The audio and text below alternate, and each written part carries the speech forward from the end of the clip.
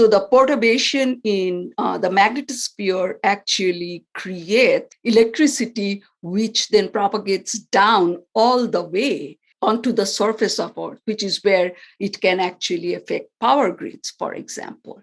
I mean, if you just think of physics, what are the physics processes, right? It's really conductivity, electric current that causes voltage fluctuation. Electric current can cause, based on region, I don't know whether they have enough energy to change plate tectonics to create or die. I don't know.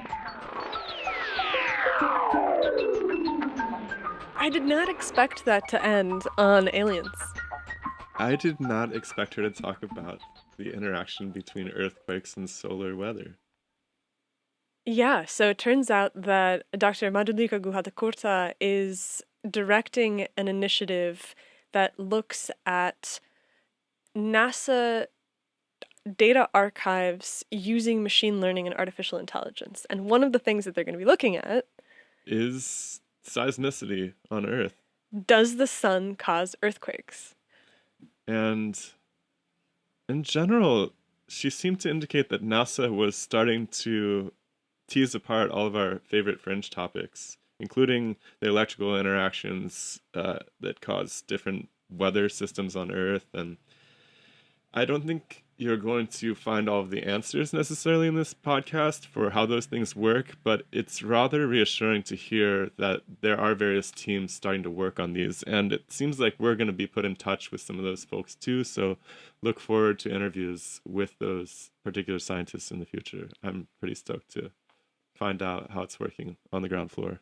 Yeah, it was a fantastic conversation. Dr. Guhathakurta she's a connection point between a lot of different NASA departments. She's been with the organization for a really long time, and so has this very high-level view of how all the pieces fit together and the direction that the organization wants to go in, right? She has a vision in her mind of the ideal institution and what it's doing to achieve that. And I think it's just optimistic and really, really, really exciting.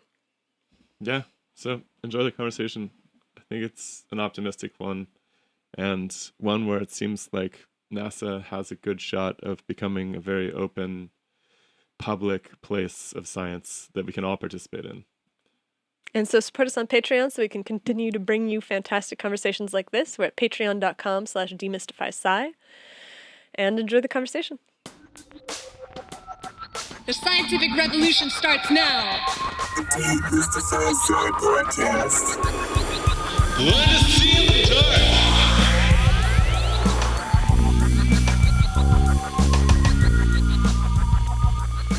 We've been talking to a lot of people about stars and solar system things, and I think when we spoke on the phone earlier, we gave you a view of what the project is about, which is that it's a place where people who have theories of their field to come and discuss things that can't necessarily be published by peer review yet. And they have a wealth of experience, and they also want to look forward into the future to see to look into the crystal ball to see what might be. And I feel like astrophysics. My hair kind of gives away the crystal ball symbol, right? I'm joking. I look at myself. Normally, I don't look at myself, and it just seems like different from what I used to look like. Do you think that with that difference in appearance has come a difference in your perspective on science? Not at all. I am a core believer in sort of the connectedness of our universe. It's too big a word to bite, and our knowledge is very limited, especially mine.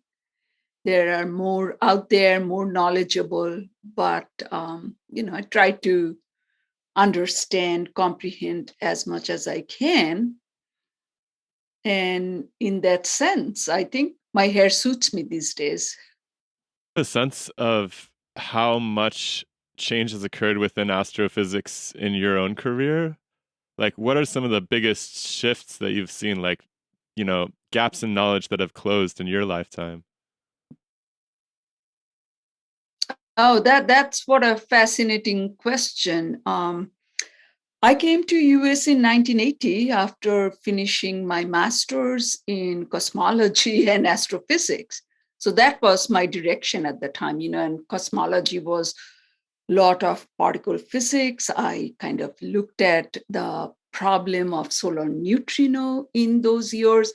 So go back to 1980, what we knew about quantum mechanics, about cosmology. Astrophysics is a very hard science, stellar structure and all we knew pretty well. Cosmology, quantum mechanics. The neutrino hadn't even physics. been discovered back then, from what I understand, right? Well, Or yes, we detected, knew perhaps. neutrinos, but they were solar neutrinos, right? And they were changing shape and form and color, whatever names we have given them. Don't ask me to remember all of it, but I'm kind of going through that journey. And it is an entirely different world.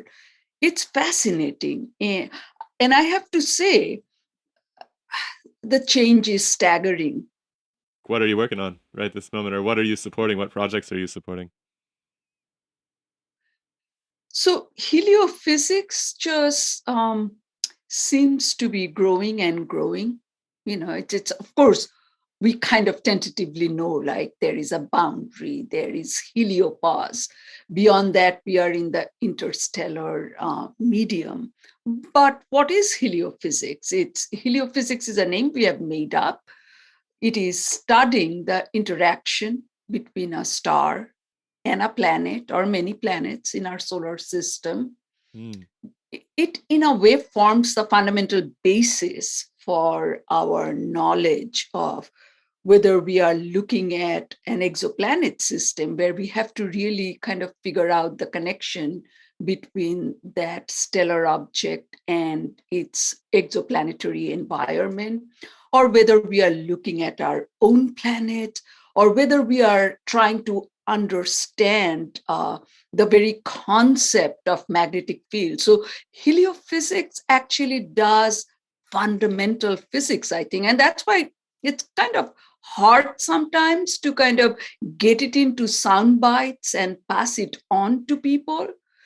But except for cosmology, almost, I think heliophysics and comparative heliophysics encompasses a lot because physics. It's like that's part of why we want to do this long form podcast business, is we can get beyond sound bites and like really try to understand what's happening at the edge of what's known by these scientists.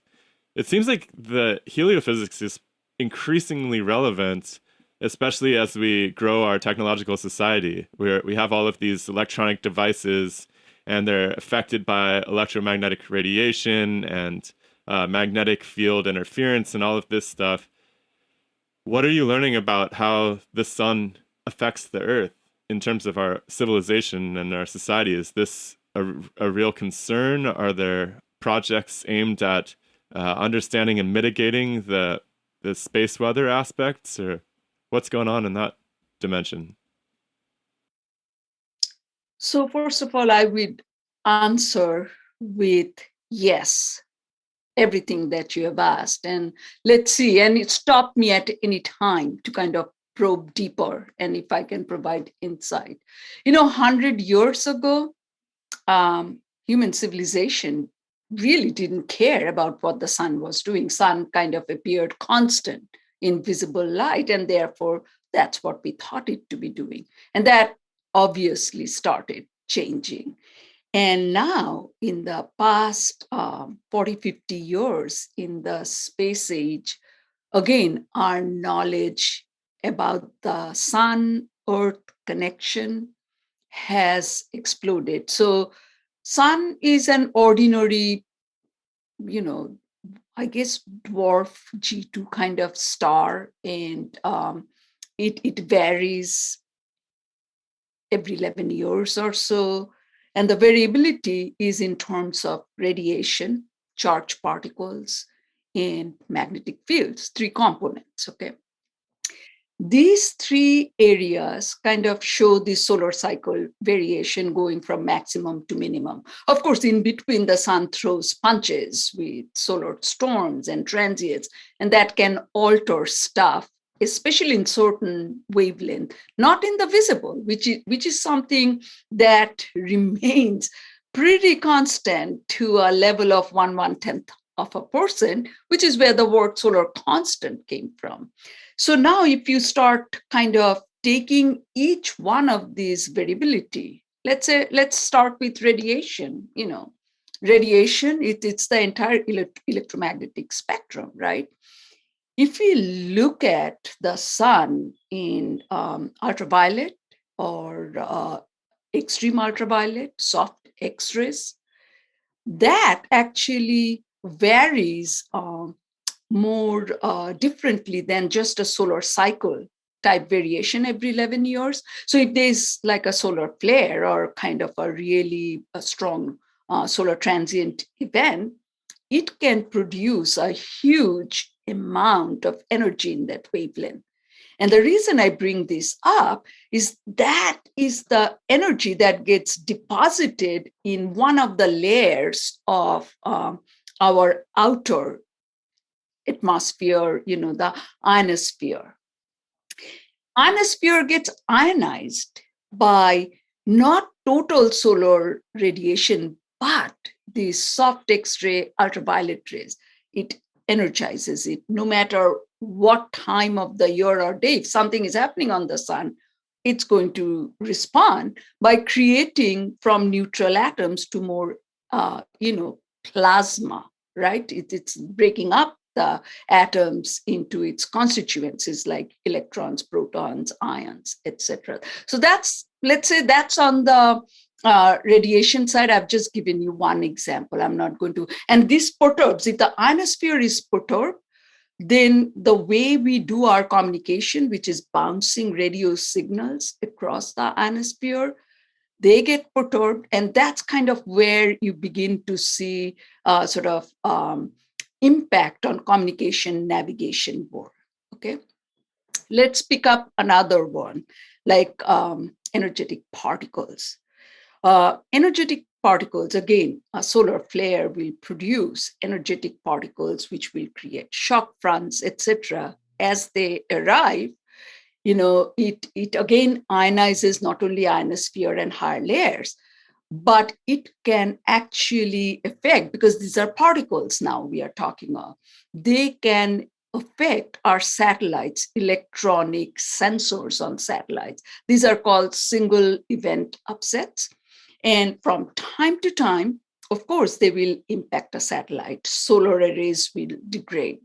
And if we have by the way, how are you measuring those things? I'm really curious. Like, how do you know about these the density of these particles, or how do you know what you know? Very good question. Yeah. Yes. So, when we look at the sun, we can only do remote sensing up until very recently, where we have sent Parker Solar Probe, right, where it's locally measuring all of this.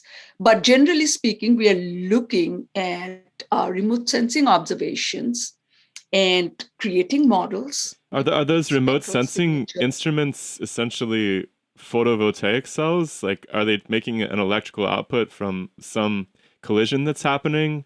Like, how are the sensors actually working? Ultimately, you're going to the heart of it, right? And I wouldn't probably be able to give you exactly, how the filters are working. But think of a telescope, okay? It's a telescope with lens and with filters that is really taking the intensity, could be of the total sun, or could be of a spectral region, or it is orchestrated in such a way that we get polarization measurement, and we can deconvolve all this to get everything that we want. So you get the particle inference from some sort of radiation-based spectral instruments. Is that it? It's like a secondary readout of the light interactions?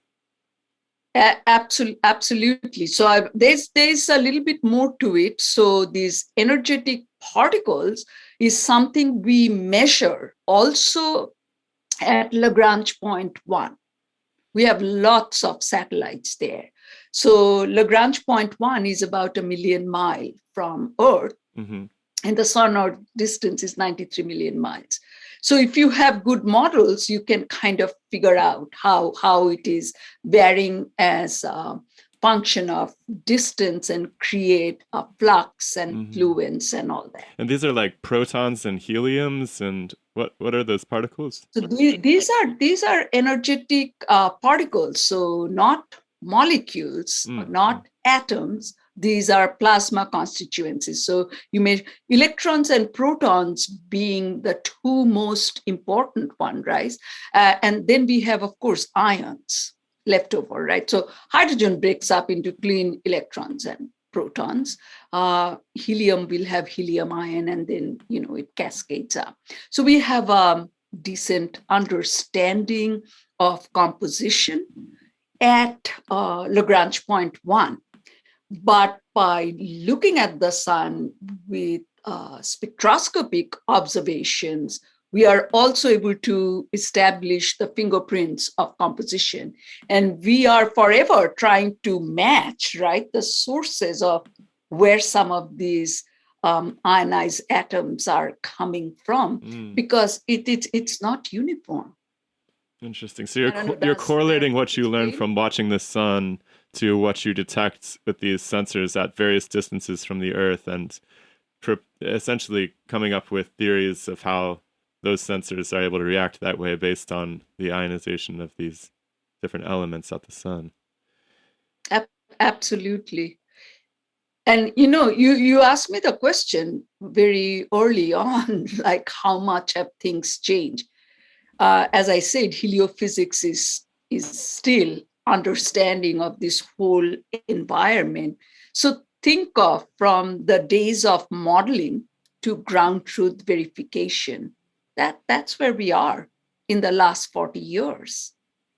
And in terms of understanding the effects of these changes on what's happening on the planet, we talk about space weather, we talk about climate, we talk about these solar minimums versus these solar maximums. How is our perspective on the Earth-Sun system and the effect that it has on our lived experience changing?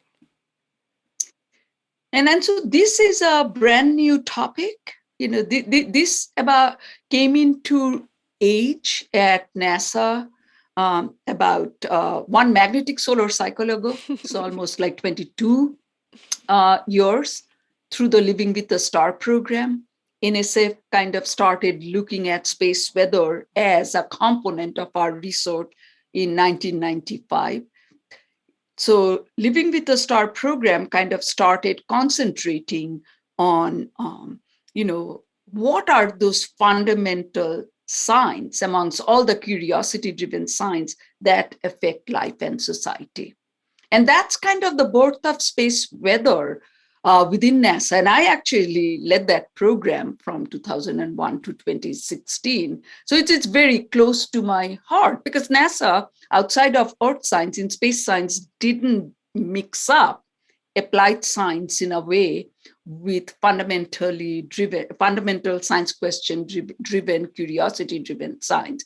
And so what we begin to kind of take note of is that we have to actually look at the sun continuously, can't take our eyes off. So we have Solar Dynamics Observatory, that's actually, which launched in 2010, continuously monitoring and observing the sun, so we know where storms are happening, where active regions are. And of course, it's just any sort of spacecraft, right? We can't put everything in it. So there are about 10 filters observing the sun, from visible to extreme ultraviolet. Now, it's not just I just want to pause you for 1 second. I'm sorry. It's not just the sun, though, right? There's this interaction between the Earth's magnetic system and the sun. Absolutely. Are you monitoring that system as well and trying to understand? Because for me, it seems like the real danger is that there would be some some incongruence between the protection afforded by the magnetosphere and some sort of solar outburst. And what do you? Yeah, but you are absolutely right. So it's a chain, right? Causes and consequences.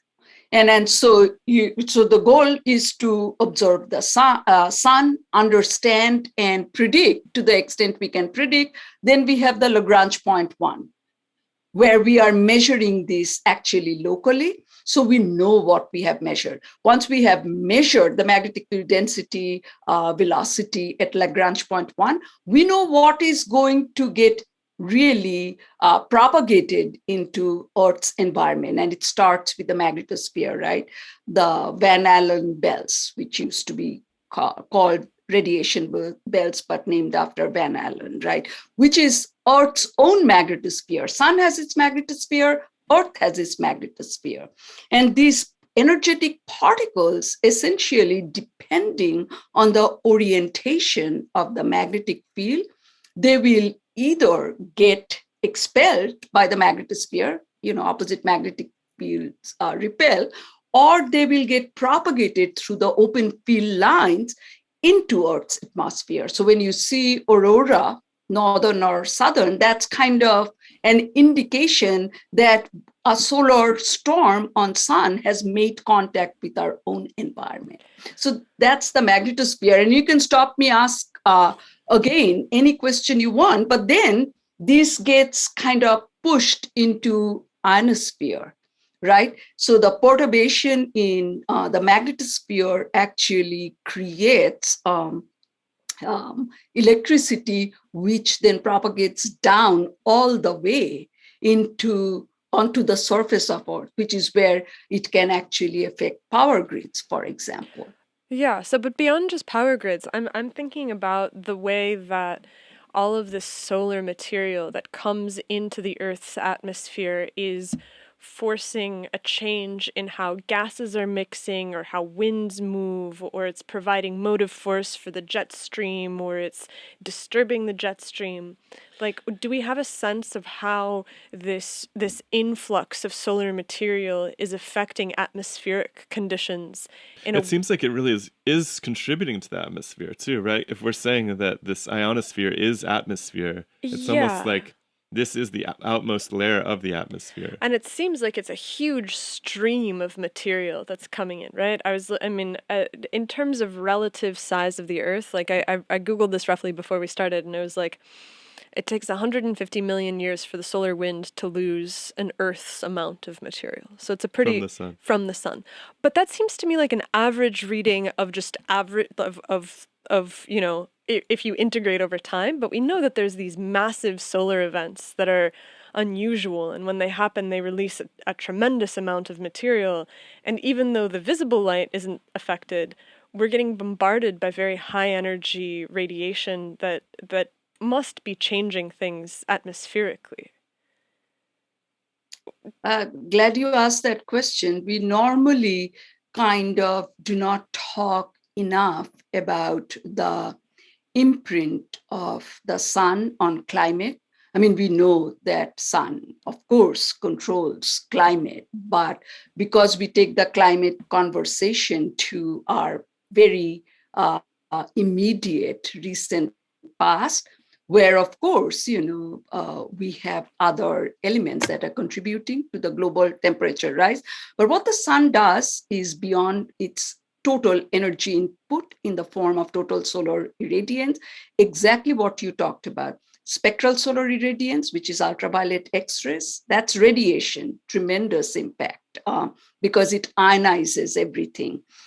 We have energetic particles that you just talked about, right? Especially like it's called NOxes, nitrate oxides and kind of other molecules of that nature, which again will enter, the energetic particles enter through the open magnetic field line, creates these complex molecules. They interact with the ozone layer.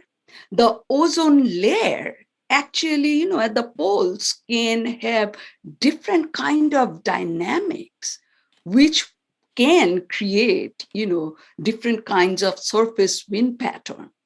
So this is a very complex, dynamic, photochemical interaction going on. And we are just beginning to put pieces together. Is this ion belt the same thing that was called the Van Allen radiation belt? So no, that's That's that further is out. above the ionosphere. That's the Van Allen radiation belt, which is really two kind of donut-shaped belts, which is a consequence of Earth's magnetic field. So when you see a picture of the And this Van is also Allen trapping belt, different particles and so forth, right? This is exactly, very high energy particles, actually, especially the inner belt, is trapping protons, electrons. And if there are intense activity going on the sun, it can really energize the energetic particles in the inner radiation belt. And then if you have satellites crisscrossing, or if you have astronauts going through that to get elsewhere, then they can be impacted. Yeah, I read something kind of scary that the Russians were trying to develop a program to drain the Van Allen belt so that it would be easier to travel through. And I don't know how easy that would be to pull off, but it seems like it might be a bad idea if this is all contributing to our atmospheric conditions at the end of the day. And it's just like I can't even imagine all of the downstream consequences. What do you think would happen if we drained the Van Allen belt? So, these are really good questions. And this is not just with Van Allen probes. Whenever we do geoengineering, right? That's the way to look at it. We are thinking of geoengineering to mitigate around our climate situation. Some of the ideas behind it can be really good, but it requires a lot of research and thinking to figure out what are the consequences, because we always don't put the same amount of thinking into looking at the corollary, good or bad. I haven't even thought about it, but I'm aware people are thinking about it, and there'll be consequences. And this is pretty extreme measure. Yeah, it seems like a lot of Earth's systems are naturally buffered in that they're bistable. Like if you think about the ice ages or something like that, the glaciations, it's like it happens rather quickly and stays stable for a while and then, excuse me, and then bounces back out of that.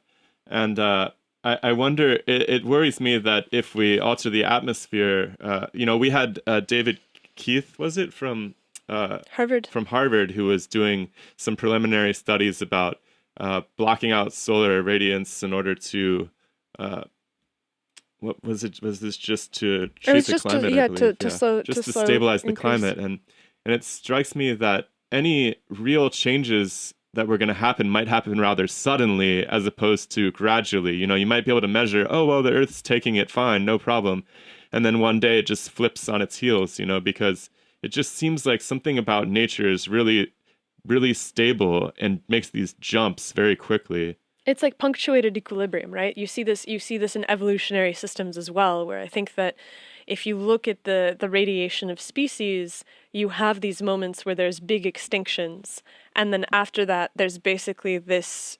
repopulation and expansion of types, and then those are maintained for some period of time, and then you have another extinction, and all of a sudden things can radiate outwards again. Like we see this all the time here in the West, where forest fires are a continuous thing that's in the back of your mind. You go to the woods and you look around and you see we went somewhere the other day and I was looking at the landscape, and I think almost 50% of the trees were just dead. And it's out in a wilderness area. It hasn't burned for a long time. And so you look at it and you're like, this is a place that is going to become significantly impacted by a single event that is going to transform the entire course of what happens next. And that seems like that's a common theme in systems. And so is the Earth-Sun system also like that? Is that kind of what you were trying to ask?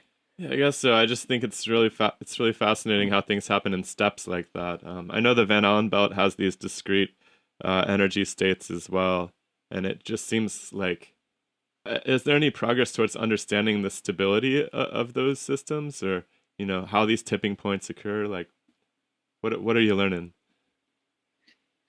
I think with the launch of Van Allen probes, what I think 2012, we learned a great deal of science, but that knowledge is still incomplete. For example, we found for the first time, we thought there were only two Van Allen belts.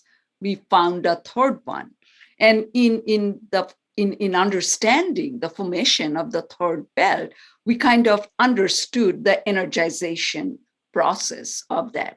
So there is plenty we understand and plenty we don't, because that's what you're looking at in the Van Allen probes at the end of the day: particles and waves interacting with each other, and to that you are adding magnetic field and burst of solar energetic particles. It becomes really very complex, and unless you are looking at it both in spatial and temporal distribution function from region to region, we essentially understand. Our understanding is sort of in the pockets where we are really looking at it. So Are when each it one of those comes layers at to different energies, by the way? they are, and there are very many discrete sort of energy states, which will happen if you have a magnetic field environment, that It's is very harmonic. dynamic to go with. So we have a good global understanding, better global understanding after 7 years of looking at the Van Allen probe data. But when it comes to sort of the micro state, I think we really need sort of deeper spatio-temporal distribution. So with, for example, CubeSats, now those things might be possible. Oh, I'm not sure what those We are. can fly a small constellation to probe. Mm. So Like Elon's basically, thing? like these are hobbyist satellites that people would be flying, or these are NASA projects that they would be. I would say it could be both. I mean, I wouldn't call, I would like to give it a different name, like maybe citizen science projects all over the I world, love that. right? Mm. And then you can, I mean, that's what's happening. You can just see, the entire world and kids, young people, they are energized by what's available on the internet and what they can do, what's within their power to do. Again, there are good sides and bad sides, right? Whenever we put something in space, we have to be very mindful of bringing them down and all that to keep the space junk level low. But I think the progress of science, both from small satellites like CubeSats, microcubesats, to large spacecraft, much beyond what we have done so far, because of what's going on actually in the launch vehicle industry. I think science can gain tremendously, and kind of new way of doing science. Yeah, of course. And so you said that you worked on the Living with a Star project from, you said it was 2001 to 2016, and that encompasses within it this Van Allen project. It's the Solar Dynamic Observatory. I think there's a couple other things that are under the umbrella of that. But Yes. what is it that you have shifted your focus to now? Like what is your day-to-day like? Okay. So yes, I'll just briefly mention the two other kind of projects that I played a very big role. One is, of course, Parker Solar Probe. I think I stayed on at NASA headquarters to see that mission through, give up my bureaucratic job. The other is Solar Orbiter collaboration with European Space Agency. But where I am today, so After 2016, I took a short sabbatical and went to NASA Ames Research Center. And what I started doing there is kind of looking at all the data we have collected over decades, and not just NASA, other space agencies, ground-based agencies, and start applying artificial intelligence machine learning to that data. Because one thing we don't talk about is that it's only a very small fraction of our data actually gets utilized by scientists, by the very nature of the way we've been doing science. But if you bring AI ML into the picture, not all questions need to be answered by that, but there are some questions that lend itself really well, where scientists are struggling by applying AI ML. So I really have kind of focused my attention not to new missions as much, but really trying to figure out what are some of the important questions we want answers to. Maybe we don't understand the physics, but maybe we can take the route of AI ML and see if there is a there. Yeah, what are some of those questions that are showing up? They've been actually the last 4 years have been fascinating. I'll give you one example, which to me was mind-boggling. Solar Dynamics Observatory spacecraft has 3 instruments, 2 telescopes and spectral sensor called Extreme Variability Experiment, which was measuring the extreme ultraviolet, as I was mentioning, which is the real energy source for the ionosphere. One of those sensors kind of had an electrical malfunction in 2014, and it stopped functioning. And that was a very important wavelength range. So we were using that, right? And so we asked the question, okay, Solar Dynamics Observatory has atmospheric imaging assembly telescope with 10 filters. It is taking 4K by 4K resolution every other second or so data, huge amount of data.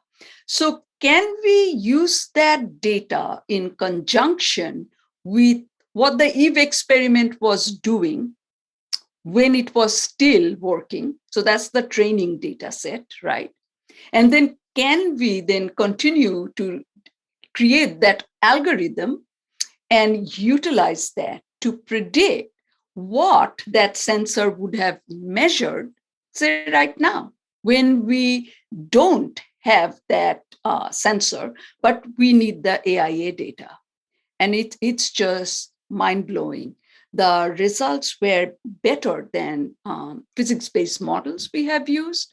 And we are in the process of trying to validate this, right? You have to go through process of verification, validation. But isn't that just amazing? We didn't have to It's send cool. an So you're like astronaut basically to change filling in the sensor. I love the idea of there just being like a NASA astronaut hanging onto the satellite, like trying to change the sensor. We didn't have to do, I mean, we have done that, right, with Hubble. Well, I mean, SDO is at a place where nobody's going. And yeah. So this is, yes. So this is just one example. And so how do you verify? So, because I mean, as far as I can tell, what you're saying is that you had a record of, I think it's 4 years of concurrent data, and you were able to take the data from 2 different detectors and look to see the relationship between them, and using machine learning. Basically, now that the other detector is offline, you can extrapolate to what it should be saying. But if the detector is offline, then what are you using to verify that the results that you're getting are actually accurate? So that was the training, right? So if you have AIA data, which is one of the big telescopes on Solar Dynamics Observatory, so you've created basically an algorithm, an inference model, utilizing the old Eve data and AIA data. And then you use that inference model with AIA as input to get the output, which is Eve. And verification. So there is no other ground truth, other than that we have tested it with the data before. It works. and we are applying that. But so the process of, if I want to operationalize this, right, we have to go through a lot more rigorous process because we have bits and pieces of data being taken by different kind of instruments. So we have to collate those and make sure that what we are getting is solid. Mm-hmm. So we spoke to Ted Pavlik from Arizona State University a few months ago. And he was working on something that's very unrelated to stars. He was working on the complex social dynamics inside of ant colonies. And what they were doing is they were taking a huge training data set from videos that they did of these ants, and they were basically just monitoring the ways that the ants were interacting with each other in order to tease out new behaviors using this machine learning that was enabling them to update their models of how the social interactions within the ant colony allowed it to go through this social and biological transition. And what was happening is that they were kind of encountering such strange behaviors that they were having to retool their model of what they thought was happening inside of the colony.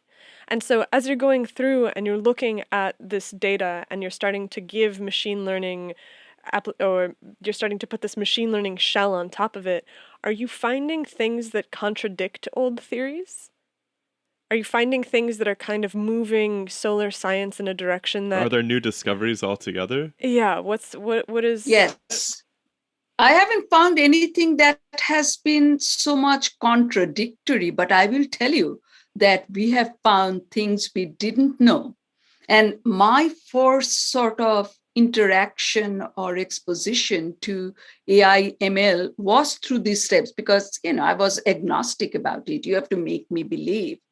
And what we found is by doing this data input output, we were able to actually reproduce conditions, models, environment that scientists know exists, but there is just no way for data to pull that out. And like what? What are some examples? So you're kind of, you have to test, it's not like you put data in and you get data out. It requires a lot of interrogation. And it requires that you bring computer scientists and domain experts to work together. Mm-hmm. Neither one group can do it alone because these fields have evolved, in their own right, and they are very complex.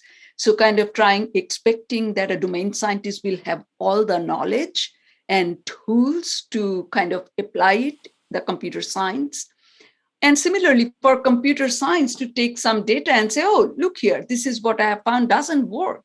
So we've actually created an environment where we bring domain experts, computer experts, industry experts who have developed these inference models. And of course, they have the compute capability. And we really bring them for a period of 8 weeks during summer. In fact, I'm going to Ames next week when we are starting this. And we post these questions. And so in 8 weeks, the turnaround we are able to see, it's really pretty amazing. And so what's on the agenda for this? So I assume that there's kind of an arc to this collection. So in a couple of weeks, you're going to Ames, and what's on the agenda for this year's meeting?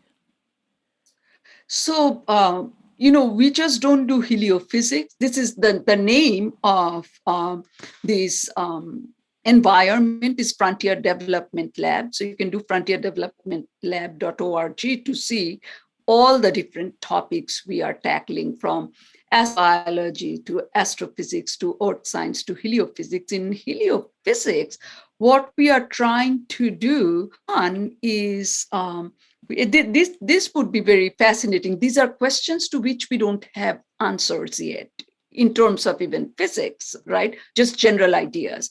So we are going to take all our data, solar data, all the data we have at L1, ionospheric data, and earthquake data. And we are trying to figure out condition, right? Well, you are in California, of course, you'd love this, right? Because scientists have delved into it, but those are one off, two off, and you don't know. It's just a correlation study of whatever period. And the question was, why don't we put everything together, see what comes out? Don't sensationalize it, but look at it. That's incredible, because I have, over the course of the last few years, I periodically come across people who are suggesting that there's a parallel here. And the most substantive demonstrations that I've been able to find is, there's a conference abstract here, a little whisper there, and people are kind of like, yeah, this does seem like it's happening, but they don't have the... There's been a couple of big papers over the last decade or so. Yeah, but it's just like, they're like little blips, but it's not something that has been kind of taken by the entire community to be the case. And so it's very, very cool. And there's nobody that I'm aware of that has a really solid predictive model for the seismology interactions with the solar weather. Is that true, or are there models being built? Is anybody having success with models, or what's? No. But the question we have posed, let's bring all the data together and see if there is an inference model. Just because we are bringing things together doesn't mean there's going to be an output. Of course. If there is such a pattern that comes out, then we can put directed resources to go after it. I love that. Yeah, I've long thought since I first got into science that it would be really wonderful. This was before the whole data science craze and everything. I always thought it would be wonderful if there was one group of people that did the experiments and tests and built the instruments, and a totally separate group of people that analyzed the data, and maybe even a third set of people that tried to make sense of what the analysts the patterns that they were seeing. Because, maybe not so much in star science, but in laboratory science, one person's trying to do all of those, and there's all these biases that crop up, right? The way that you look at a data. Absolutely. So that's pretty exciting to hear that this sort of division of labor is at least, making some gains. And I mean, also because I've seen this. So we spend a lot of time on the fringes of science, right? So as people who love science, I'll read all of the pop science, I'll read the mainstream stuff, and then I'll also go and I'll read the people who are working outside of the academy. And this thing of the relationship of the sun to earth is something that fascinates extra academic researchers tremendously, but oftentimes they don't. I mean, who possibly has the kind of infrastructure and computing power that is necessary to look through? I think that I saw today that the SDO sends more than 1 terabyte of data per day. And so who has the power except for a world superpower to be able to process that? Like, there's no capacity anywhere else. And so there's this knowledge that's hidden in the things that are being pulled down from these observatories. It seems like it's a great opportunity for citizen science too. I'm sure there's a lot of folks who would love to get their hands on that raw data. Maybe they already can. Yeah, is there any initiatives to pull people in from outside the academy to be able to work with this data, or to be able to contribute, or to get involved somehow? So another wonderful question. We haven't done it in heliophysics, but we will be, trust me. Excellent. But in earth science, we have already kind of demonstrated that, where we created a topic and bringing completely, from high school teachers, English majors, to kind of really give them rudimentary skill of Python and looking for images and categorizing them. Mm-hmm. This has already produced amazing wealth of information. And is this publicly available? Like, if you're... There's a lot possible. Say that again? I said, is this public? So, like, if you are somebody that wants to learn how to do Python analysis of Earth science data, is there some kind of public portal where you can go and all of this is available? Is the data public? The Earth science data is public, but you still need someone to train and corral you to kind of look at it in the beginning. once you're trained, you can do your own thing, basically. So yes, pretty much all of NASA science data is publicly available. But what about these Again, training programs? What about these training programs for helping people figure it out? It's so training data, because this is earth science, I cannot tell you whether it is, they have put it on a portal available. Likely it is. For heliophysics, everything we are doing, I know that it is available on, SDO ML hub. Anyone can go and pull this data. And but that's the goal. Do you also, NASA is also initiating open science. Yeah, so are you also sort of training? So let's say somebody is interested, but they have no programming experience. They don't know Python, they don't know ML. Is there a module that is at the Solar Dynamic Observatory website where they can train to use the data, or do they have to train somewhere else and then graduate to using the data? Because I ask because I'm personally curious, because my programming skills are non-existent. Better than mine. That's true, but it's just like the idea. They're not good enough to even open Python. You know what I mean? Oh, come on. Well, no, seriously, because it's a whole thing. You have to build an environment, and you have to download a bunch of packages. And I learned in grad school how to download a Python package. And now, if you sat me in front of a computer and we're like, do it, I without hours and hours of Googling, I wouldn't be able to figure it out. So what is a way for somebody who's a citizen scientist who is interested in these topics to get to the point that they can actually start looking at the data which is publicly available, as you say? Like, what does that arc look like? It's a very good question. So I'll say that people at Goddard Space Flight Center, they're trying to do some of these activities. It's called Helio Analytics Group there, because it's not just you, right? It's mid-career scientists, unless you're very young. I mean, people are not necessarily, you have to spend some time and effort to kind of understand the language of AI/ML, Python, etc. So they are kind of trying to create these modules. These are all new activities, right? That have come about in the past. In my case, it's been 4 years in kind of bringing these small groups together. For Helio Analytics, it's about a year and a half, but they're exactly concentrating on that. How can you create training modules, to train people so 2 layers of training, right? You have a basic college degree and you don't know anything about programming. Or it could be that you don't have a college degree, but you have eye for something else, a natural language processing. These are actually, AI/ML has really changed our world. And trust me, I don't understand it very deeply. I want to go back before we move completely away from this earthquake business, because it's really, really fascinating to me. And I don't know that you'll have any answers about this, but have you overheard any talk of what sort of mechanism would be at play if there was an interaction between the sun and the seismicity on Earth? Like, what is the means by which they would even interact?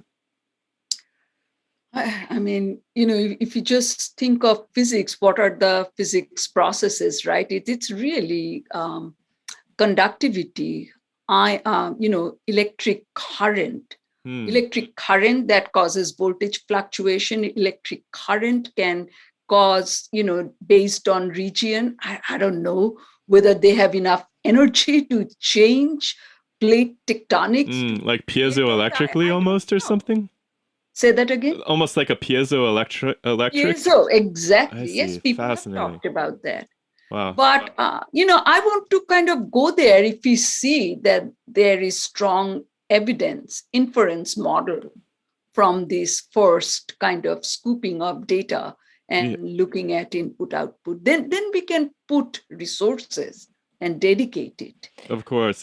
Yeah, I'm just curious what sort of theories would even explain that, if there was, of course it has to be demonstrated that there even is an interaction there, but I'm just trying to imagine. can I add one more thing to it? Yeah. Because there is so much unknown, and not any one human being kind of has the knowledge or the mental capacity to comprehend this. But lightning, kind of what role does that play? It's Yeah. fascinating, and the whole global electrodynamic coupling. It's a circuit. Yeah, it's like a capacitor or something. Yeah.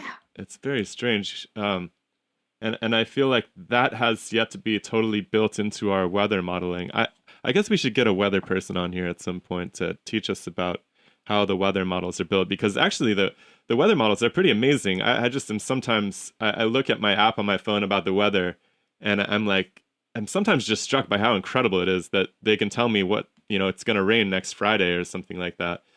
And I wonder to what extent the solar weather is built into those models, and how that interface is going. You mentioned lightning, and obviously, yeah, if the upper atmosphere is largely a result of this interaction between the magnetosphere and the sun, but that is sort of arcing periodically down to the ground and closing loops and draining the charge reservoir, so to speak, and it's just an unendingly complex system. There's the cloud nucleation, with energetic particles. I mean, you name it. What we haven't done is sort of dedicated chains. That's been the goal of the Living with the Star program. But, given the resources we get, you can't do everything. But if it's kind of looking at this system systematically, really. Do you know anybody? Could you maybe you can just send us an email later if you can't think of it now, but if you know anyone who's studying that interaction in particular, we would love to talk to them, and also the earthquake business too. If you think of anybody who's combing through that data, I would love to pick their brain at some point. Absolutely. Once this topic is done, by end of August, they would have some answer. Actually, someone from the group would be awesome. Yeah, that'd be fantastic. I kind of have a sharp turn in the line of questioning. Do you have others? No, let it roll. So, what do you think could be done to improve science education? Oh, that's a tough question. I feel that in 21st century we haven't kept up. Our education system dates back to 19th century, I think, really. So, I mean, where would I begin? That's my question. Okay, so maybe it needs to be rethought, redone, to engage the bright young minds. Yeah, because something that I really struggled with when I was studying science was that it never, until I got to graduate school, it never really rose above rote memorization. With the spirit being that we already know how all of these things work, and you should learn all the things we already know about. And you almost get this impression when you're coming up through at least the early years of becoming a scientist that there's very little left to be done, right? Because there's been all these heroes of science who have slayed all the big dragons, and there's just some details. But honestly, like once you get to the end of the road, you realize that it couldn't be farther from the truth, right? Once you finish your PhD, you're like, oh my goodness, like we actually don't know a lot of stuff. And even the stuff we thought we knew is probably going to change in the next century. And how do you think that spirit of that inspiration could be reinjected into the educational system? Yeah, like how do you combine subject matter expertise with a curiosity-driven approach? Where there's a lot of things unknown and a lot of answers that need to be tackled, I think, the kind of textbooks we have created doesn't work. We have to create textbooks with examples. So you're asking me questions that people will normally not ask, right? They'll take you down straightforward path, basically. Coming to talk to you, I kind of wondered. I said, not knowing what you would ask, said, I mean, I know nothing, basically. other than what you're saying, right? That rote memorizations. Okay, maybe Maxwell's equations, if I even remember them. I mean, things like that, right? But what we have sort of begin to understand, at least in the physical sciences, is that I think we have more or less mastered the fundamental laws. And even there, actually, there are questions right now. Universe is expanding, and Hubble is kind of having to reconcile with data, and we don't even know the answer to that. But let's keep that. But generally speaking, we kind of know the basic laws. Where a lot of progress needs to be made is this the complexities of the interaction of all these laws, and that's what we are seeing. And if we can kind of just like we talked about earthquake, right? I mean, if we can kind of start exposing areas, we have to ask 3-4 questions to get down to the root cause of pretty much everything. And we don't allow ourselves almost to get there. And that's kind of a freedom I found, when we started looking at the application of AI ML. It's an untouched territory, and I can ask any question. I can ask if the sun kind of has any impact on regional climate. I have data and I can interrogate that. I don't have to just only look at physics models. But if I can get inference patterns, I still have to explain the physics. But we can ask those questions. And have you found inference patterns between the sun and climate? No, I haven't done that problem yet. I'm just giving examples, right? So we have to really sort of bring this spirit of curiosity through our curriculum. Yeah, it's almost like the way we have organized textbooks. Right. It's almost like students could benefit from a parallel class that was something like, I know it sounds super advanced, but like just an open seminar, like open topics in science, because it's really the open topics that inspire new scientists to go home and think and work and toil to develop the skills necessary to analyze data, to perform the tests, and really ask. They need to have questions that they really care about. If a kid who's sitting in high school is told, okay, this is how the sun works, this is how this works, he's like, okay, check, I'll just take the test, like move on. But if he's told, hey, we don't know how the sun affects the atmospheric wind currents, and that's something that maybe you could do one day. This is a very different educational attitude, really. And I think it would be a lot more successful. Can I share kind of one of my very recent experience? You are actually getting me kind of excited, something to think about. What do we do during our meetings, right? How can we energize? I kind of created a school called Heliophysics Summer School that's been going on since 2007. It's really mostly for graduate students and all that. But even there, what are the questions you give them? So very recently, I was participating in something called Eddy Symposium. Jack Eddy, who is one of these foremost sort of interdisciplinary scientists, he's passed away in 2009, but he's the one who made the connection between climate and science through looking at actually tree ring growth, and fascinating, right, concept. In this meeting, what I found, and there were a lot of young people, by young, I mean between 25 and 35, okay?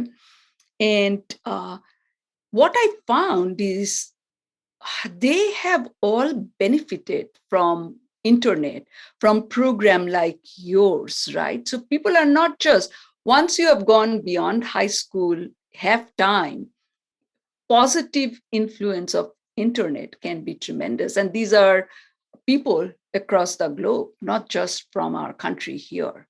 I was fascinated to see that, but how can we sort of capitalize on that and make it more global and extensive? I think part of it too, I don't know how to totally solve this problem, but there's a real spirit inside of science where once you have an idea of how something works in nature, you must defend it like aggressively, right? And there's not a very easy way for scientists to change their minds about things. And I think that this really slows down progress, and it leads also the new students to the impression that science is, once a theory is established, that's it, and there's no point in working on that idea anymore because it's already been sealed up.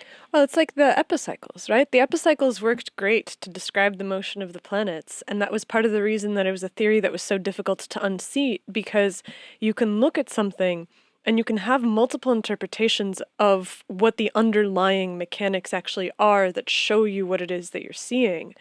And from all of my experience in science, it felt very much like, and maybe this is because I never became a PI to be the person who's pushing the limits, but as a graduate student, it very much felt like the reimagining of the fundamental model of like, what if what we're looking at is epicycles? Like, what if our model is the epicyclic model? And what if there's actually a different explanation that fits all of the observed data? There's not a ton of space for that. And it seems especially the larger the institution, the less willing the institution is to take a step back. And or the more famous the investigator who came up with the original right, theory. because people love heroes. Like science, I feel like oftentimes science is a place of heroism and of these amazing ideas, and the ideas push us forward into this new paradigm. And people are very reluctant to go back and to take that paradigm apart because it feels disrespectful. It feels like it causes the earth to turn into this. It's basically you're standing on solid ground and then all of a sudden it's jello. And you're like, I don't like this. So we'll leave it. But what do you think of future of huge institutional science that is willing to tackle these kinds of paradigm shifts that we know have to happen, right? Like you just said, our educational system is from the 19th century. We know that paradigm shift has to happen, but there's a lot of things holding everything in place. And so how does an institution like NASA open itself up to paradigm shifts without undermining its institutional standing? So, for example, what you just said, it's that we are not taking enough risk. In our missions, NASA, there is an aversion to risk, generally speaking, right? So it's sort of... That's a good thing, probably. You're building on. But, in the last several years, we've had newer associate administrators who are actually pushing, like, okay, I'm going to reserve an amount of money that is for doing science that risky. Well, from a technical standpoint, it makes sense that you'd want to avoid risk with things like spaceships and stuff like that. Or even with, you have $1 billion satellite, it's probably not the place to be like exploring. Well, so that's the question, right? A lot of our resources go into sort of missions and satellites. But on the science side, actually, we have opened up high risk, high payoff. So that's kind of progress, right? We are actually asking people to come forward with their risky ideas without being ridiculed. The whole concept of open science, I was agnostic about it because I always thought we were doing open science, but the meaning is much broader than that. It's actually kind of making a hub where we make our data available, where we can post questions. Those are the new things that's actually happening, the world of GitHub, basically, right? Where you're interacting. We have to keep the culture in mind. Kids today don't talk to each other, but they can write, text, put material, blog, all of that. The goal is to train, to educate, to inspire. So these are some of the things I think NASA Science Mission Directorate is experimenting with and pushing the community to come forward. I love the idea of opening up science in general, and really making it not something that is exclusively the domain of this ivory tower institution, where, because I think you'd probably agree, there's record-breaking distrust in our civilization right now. People seem divided politically, ideologically, and I think one of the best ways to minimize that kind of polarization is transparency, right? Everybody can see what everybody else is up to, and especially, in the science worlds we come to, Anastasia mentioned that we explore a lot of different science microcosms, include not just the academy, but people who are working outside the academy. And there's a lot of distrust. They have a lot of distrust for the standard institutions. And I really believe that this opening up of all of these data sets and helping people access them would go, light years towards building trust, not just within science, but I think that would trickle down into the civilization in general. I think it would be a huge, huge benefit. I love to hear, I believe that it will be very powerful in terms of strengthening the trust amongst individuals in the society. Yeah, like I had somebody who was they were curious about the geoseismic data that was being collected over the course of the pandemic. And what I found when I looked into it is that you got priority access to the data if you had an institutional affiliation. And I was like, that seems not fair. It also was, didn't you apply without one? And it took I don't know how long it took you. I It was don't. very difficult to access So them. what I did to test it is actually I applied because I have institutional credentials. So I applied with the institutional credentials. I got access the next day, and then I applied with my civilian credentials, and it's been several months and still nothing. And so it's just this. It's this thing where on one hand I understand that people want to keep data to them, like this is a very old scientific process, right? Which is that we collect the data is ours, you're going to analyze it the way that you're going to analyze it, you're going to publish on it, and then anybody else can request the data, but it's always, it's given out in this way where you have to wade through it, and it's very challenging to figure out how the person did the analysis in the first place.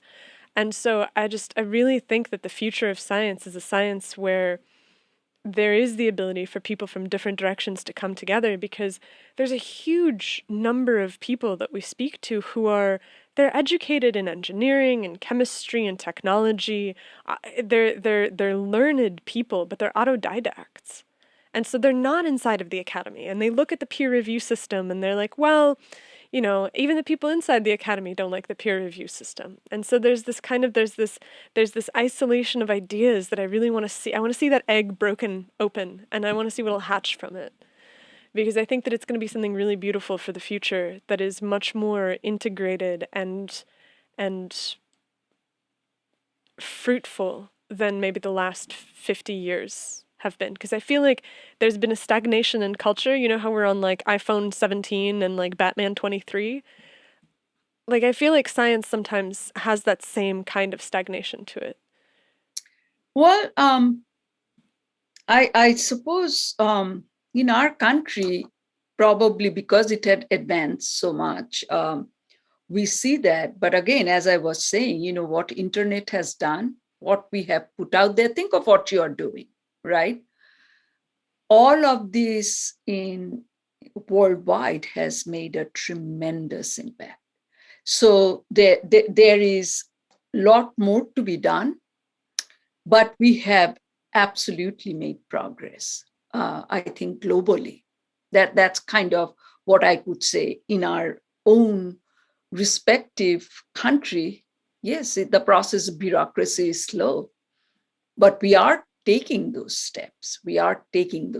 So that's kind of the most important, one of the words that I want to reiterate that you brought up, trust.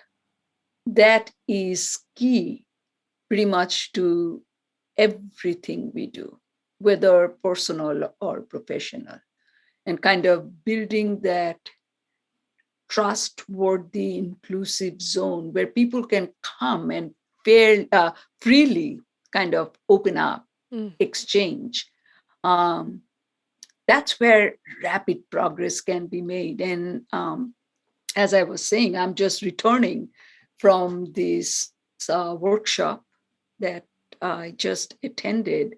And it was mind blowing. It was a small group of 35 to 40 people, but it was transformative because people trusted, came together, discussed, and talked about the things you're talking about, saying, how is it we don't do this in every meeting?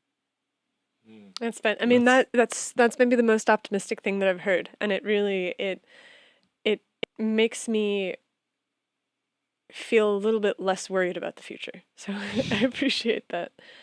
Because this project is the product of a deep love for science and a deep love for for human curiosity and ingenuity and the desire to understand more and understand better. And to hear that this is not something that we sit in our studio and we talk to people through the internet, and that it goes beyond this, and that it is percolating up through the structures of these old and venerable institutions is really it's very satisfying. So thank you for that. And thank you for doing this. So when you say you want to change, you are change agents. You are contributing to that. We all are. I'm taking the time and talking to you. I mean, making myself vulnerable, probably saying things I shouldn't say as a government employee. I don't know. As scientists, we kind of open up. I think that's very healthy. I believe that that's the spirit that will guide us towards a more strong scientific institution in the future, a better NASA even. I really applaud your efforts, and it's been a joy to talk to you. Thank you for opening up. I know it's often nerve-wracking. You don't know. This is a very open conversation. You don't know what questions we're going to ask. We didn't send you any questions ahead of time or anything. Despite the fact that many ask. Yeah. But we're motivated by curiosity. We just want to understand. So. We're again also trying to build trust, right? It's going to probably take us doing hundreds of episodes before some of the best, researchers will want to talk to us, because we have to build trust that, we're not, trying to do anything silly or trying to undermine anybody's position or anything like that. So I really appreciate you giving us that trust and coming here today. So have you exhausted all your questions?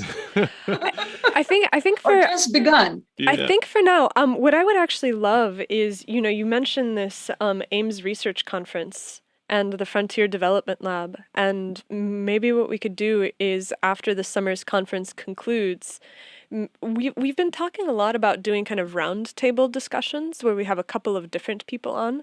And so maybe you could help us coordinate with some of if anybody is interested in coming on and talking about the sort of, the frontier as it's being developed. And maybe we can have some kind of moderated discussion about what it is that's being worked on, because I know that our audience is fascinated by it. And it's obvious that you have great I care. would be delighted. Send me an email and I will put you in touch. The respective people, and then you can choose, amongst the many topics, general, whichever way you kind of want to curate the conversation. But yeah, so you are demystifying science, right? One of the project I have undertaken in my mind is to demystify AI/ML. Mm-hmm. Because people are just naturally afraid and not trusting. And that's actually something that we are planning. So the way that we usually work is that we do these investigations, and we talk to lots of different people about lots of different aspects of some field. And we haven't really done artificial intelligence and machine learning. We've kind of started touching on it, but it's a huge field, and it's something that we really want to demystify, because people talk about it in very, very mystified terms. Mm-hmm. And so this is definitely something that we would love to do. Can I say one more thing? I think that is pretty significant in the context of NASA being trusting and what can we do to really open up science. So just very recently, Science Mission Directorate actually have opened the doors to investigation of UAP. That is a huge step forward. So you kind of know how any scientist who's been associated with UAP, UFO in the past have been ridiculed. And then taking away that kind of stigma, right? Kind of, let's keep faith and belief somewhere else. And then when we bring science into the picture, let's just use the tools of science to interrogate what's around us and see what inference we can draw. Mm. And Yeah. that is a huge sort of, I really applaud our associate administrator for taking this bold step. Are any investigators in particular at the front of that movement, or are there any? So right now, I have no idea. This is an idea that have just been put forward from NASA. Has happened very recently.